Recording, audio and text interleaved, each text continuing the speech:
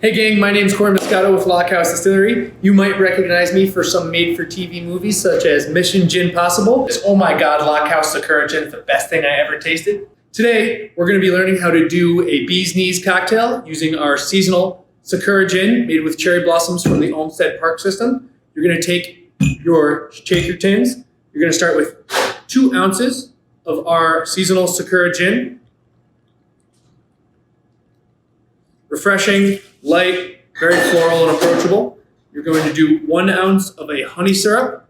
It's just equal parts honey and water. 1 ounce of fresh lemon juice. Whoa, getting a little excited over here. Wow. And then a couple dashes of Angostura bitters. You're going to take the shaker, you're going to add ice. I've already preloaded in here. You want to shake it for about 10 to 15 seconds. If you have smaller ice cubes, you want to shake it for a little bit less. And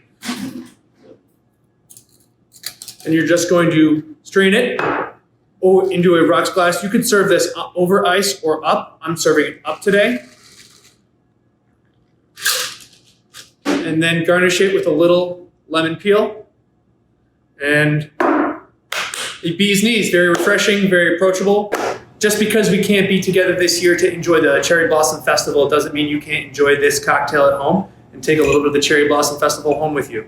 Thank you, the Buffalo Olmsted Parks Conservancy, for working with us each year, not only to create this product, but to allow us to be part of a large community here in Buffalo that supports our park systems. Stay safe, stay home. Cheers. Cheers, and get out and enjoy the Buffalo parks responsibly.